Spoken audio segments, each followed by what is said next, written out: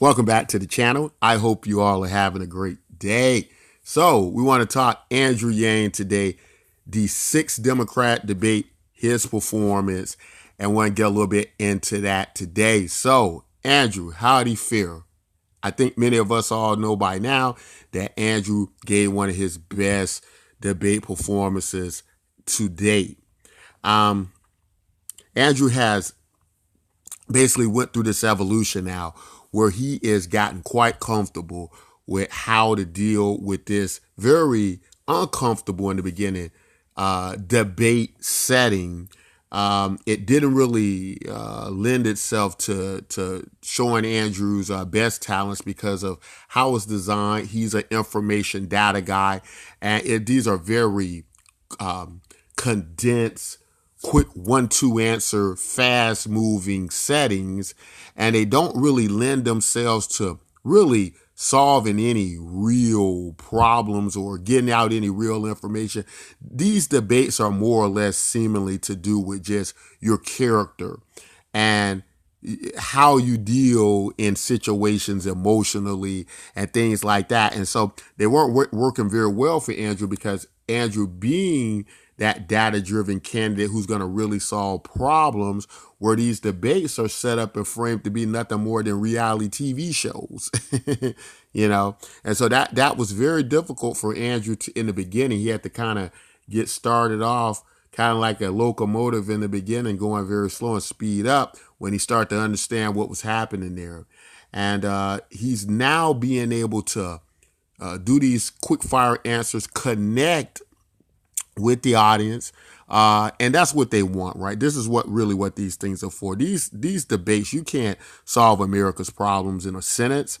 And so they're designed to basically, get him on the same wavelength with the American people. And to do that, that's less data and that's more precise information, right? And so Andrew's learned how to do that, and he's doing it very, very well now. And it's worked out really good for him in this debate. And now that I think he really sees how to go about this, I think he's only going to get better with this in the future. To kind of illustrate it, I believe it was it Albert Einstein? There was a historical debate, popular debate that went on between two figures. And the reality of the situation was that one of the persons debating information was totally incorrect, but it was presumed they won the debate because they got the crowd behind them and they were able to create enough emotional response from the audience and connection that the audience cheered loudly when they spoke, although the information was not correct, right? So the reality of the situation was the people didn't even actually win the debate, but because of the audience connection, but because of the audience behind them, it was able to boost these people inaccurately into the future, and people thought they won the debate. Now, this is kind of similar to what happens in this debate setting, right? You have to be able to connect with people. What Andrew was able to do was he was able to do that through several ways, several great questions that were the right questions that were sent his way. Everything from race relations to immigration. And he was able to do that very, very well. Now, what I liked about Andrew, now these are some of the things that probably don't get brought up a lot, or maybe little things I noticed that, maybe some other people didn't notice. And one such thing was usually when Andrew has a time to opportunity to speak, when when he gets a question, when he's answering his questions, they go, "That's it, Mr. Yang, your time's up." And Andrew's very much, I could tell, has been one of those people who've went by the book with debates, debated in a very formal, practical way, a very, very disciplined way. And so he's accustomed to then just stopping his point right on the mark, right? But when you're saying something important, when it's very important to the American people, what Americans are going to basically be attracted to is a person who is willing to go basically go as long as it takes to put that important information out there. That sometimes you have to break. Well, I don't want to say break the rules, but sometimes you have to do whatever it takes to get the American people where they want. And so in these little small things, sometimes that can come out in these things, and the American people want to see that he's able to do the right thing no matter what it takes in some cases. Now I'm not saying he should be breaking the rules or just being up there on that debate stage, just being disruptive or something like that or disorderly. But what I am saying is that sometimes if it's a very important point, you have to continue on with it. And what I saw Andrew Yang for the first time on that stage do was follow through with his points. If he went over a little bit, that was fine. Don't just stop on a dime when the moderators ask you to do it, because nobody does that.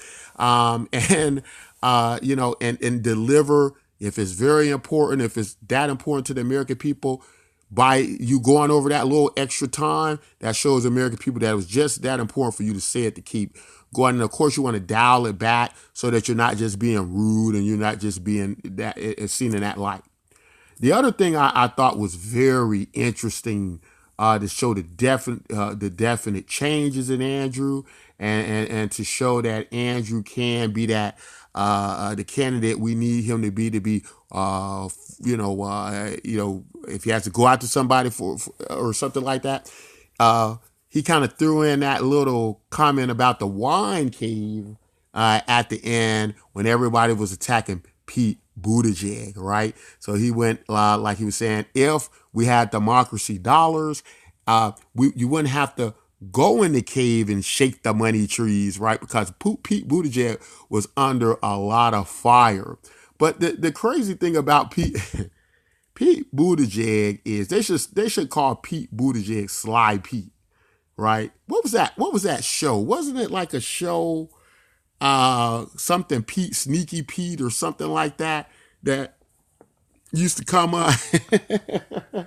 Because Pete Buttigieg is good. This guy is good. I don't know how he can survive. This guy has survived and came back off of so many things. He had the big racial issue right in his hometown of South Bend. Now, he's the mayor of this town. He has this big racial thing with the cop with the police officer, the police force, and he wasn't able to really do a good job there. He admitted, and he was able to kind of get a reprieve there and move on. And now he's caught up in the billionaire select the next president scenario where he's in the wine cave. Now, Pete was able to give a good answer to Elizabeth Warren about that, right?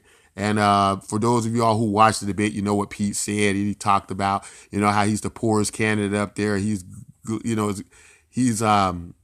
glad to get a dollar any way he can under circumstances.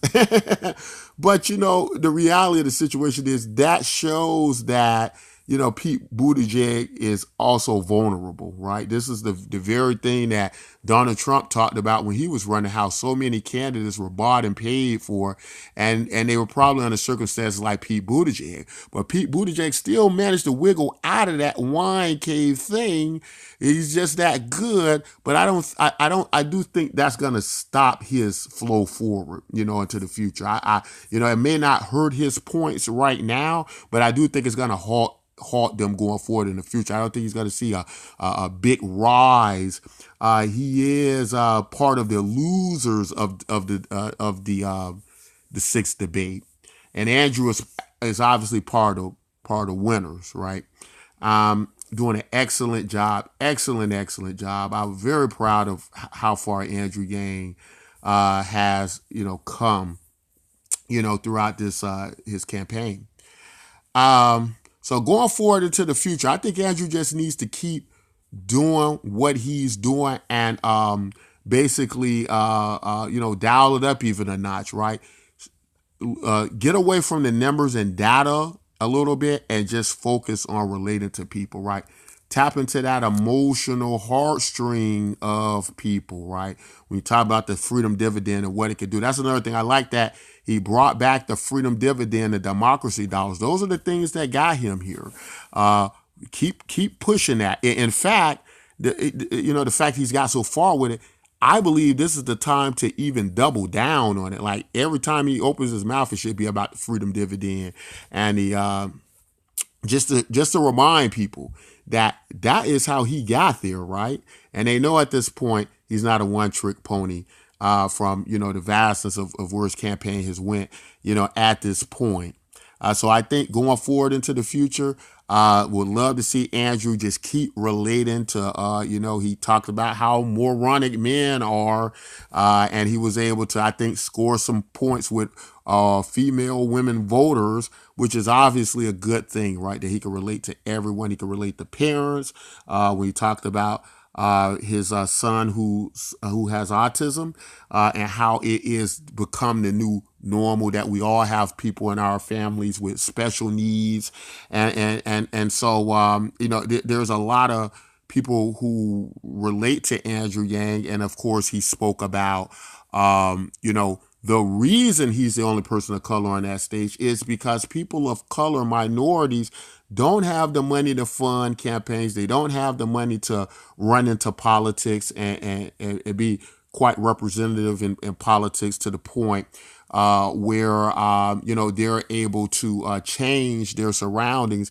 And when they do, they're probably bought and paid for by somebody. So with democracy dollars and with the freedom dividend, this may, create that disposable income for people to send money to their candidates that represent them, because it is a fact that how could poor people donate to candidates that represent them? Need to get money out of politics. Andrew did a good job of bringing that home, and just an excellent performance by Andrew. Tell me all what you think about the Andrew Yang debate. Also, don't forget our universal basic income project over the blockchain. It is experimental. We're having fun with it. You can join absolutely free. We'll leave a link in the description. But that's all I got to say in this video. If you like content like this, don't forget to like and subscribe. And until next time, take care.